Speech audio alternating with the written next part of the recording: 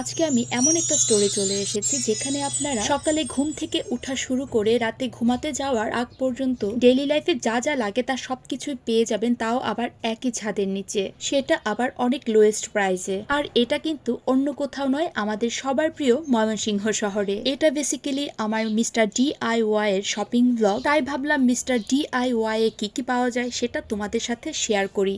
যেহেতু এখানে নিত্য প্রয়োজনীয় সব জিনিসই পাওয়া যায়, তাই মিস্টার DIY এর শপটা অনেক বড়, তাই ভিডিওটা একটু বড় হয়ে গেলেও please don't skip. So hello সবাইকে, সেদিন আমরা চলে গিয়েছিলাম ময়মনসিংহের নতুন বাজার মিস্টার DIY এ। যেহেতু ময়মনসিংহে মিস্টার DIY এর এটা নতুন স্টোর, তাই সেদিন আমি প্রথমবার গিয়েছিলাম আর ঢোকার সাথে সাথেই পুরা মাথায় নষ্ট হয়ে গিয়েছে। সবার প্রথমে আমি আমার বাচ্চাদের জন্য কিছু ওয়াটার বোতল দেখছিলাম। এখানে বাচ্চাদের ওয়াটার বোতলের অনেক হিউজ কালেকশন আছে, আর সেগুলো কিন্তু খুবই রিজনেবল প্রাইস। আর ঢোকার সাথে সাথে আপনি দেখতে পারবেন ঘর সাজানোর প্রচুর জিনিসপত্র চারিপাশে রয়েছে।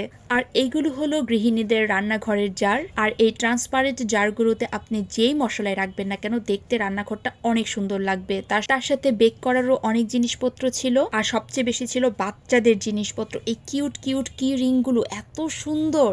আমি আর আমার বড় মেয়ে গিয়েছিলাম মিস্টার DIY তে। আমরা তো ভেবেছিলাম যে সবগুলো কি রিং নিয়েই চলে আসি, এত কিউট কিউট কি রিং গুলো ছিল। এখানে kitchen towel, spoon, microwave, gloves, instrument, মানে রান্নাঘরের যাবতীয় সব জিনিসই পাওয়া যায়। এবার আমরা দোতলায় চলে এসেছি। আমার বড় মেয়ে এদিকে অর্নামেন্টস দেখছিল টুকটাক কিছু, সেই সাথে আমি এদিকে বেতের অনেক সুন্দর সুন্দর কিছু জিনিস দেখছিলাম। বেতের জিনিসগুলো ঘরে সাজিয়ে রাখলেও ঘরটা অন্যরকম সুন্দর লাগে, অনেক সুন্দর সুন্দর ডিজাইন ছিল। আর এই সাইডটাতে শুধু র্যাগ রাখা, আর প্রাইস কিন্তু খুব আহামরি না। এখানে ছিল কিছু আই সুদিং কালার পাপোশ, খুবই সুন্দর সুন্দর কালারগুলো ছিল। এগুলো হচ্ছে গিফটেড বক্স, কাউকে কোনো কিছু গিফট করার জন্য এগুলো কিন্তু একদম পারফেক্ট। আমরা সেদিন বেসিক্যালি আমার সৃজার স্কুল ব্যাগ দেখার জন্য গিয়েছিলাম, তো স্কুল ব্যাগ দেখার নামে এত বড় একটা স্টোর ঘুরে চলে এসেছি। এখানে এদিকে ছিল কিচেনের হ্যান্ড টাওয়ালগুলো, কিছু ছাতি ছিল, ছাতিগুলোর কোয়ালিটিও কিন্তু বেশ ভালো ছিল। তার সাথে ছিল ঘরের জানালার কিছু অ্যাস্থেটিক পর্দা, খুবই সুন্দর সুন্দর কিছু প্রিন্ট ছিল, আমার তো বেশ ভালো লেগেছে।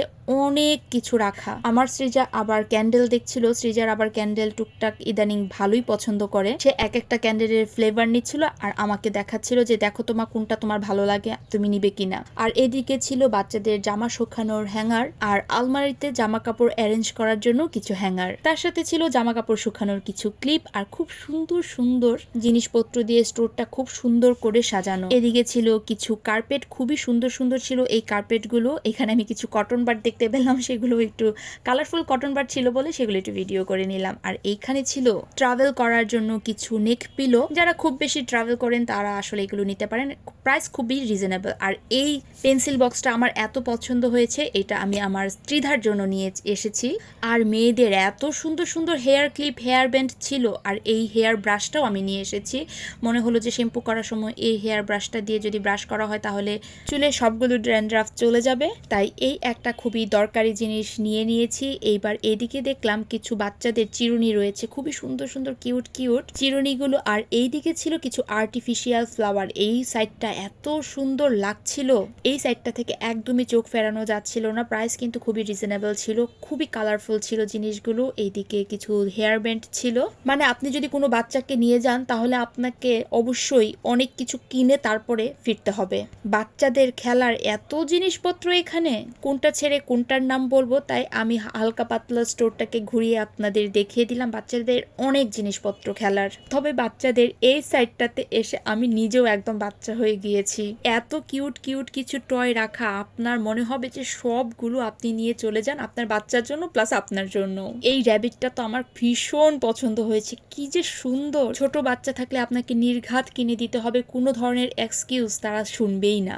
আচ্ছা, এখন আমাকে ঝটপট করে বলে ফেলুন তো আমার এই ভিডিওটা কারা কোন জায়গা থেকে দেখছেন, আর ময়মনসিংহ থেকে কারা দেখছেন তারা কিন্তু অবশ্যই আমাকে কমেন্ট বক্সে জানাবেন। ভিডিওটা ভালো লেগে থাকলে অবশ্যই সবাই লাইক আর কমেন্ট করবেন, আর আমার পেজটাকে লাইক বা ফলো করে দিতে কিন্তু একদম ভুলবেন না।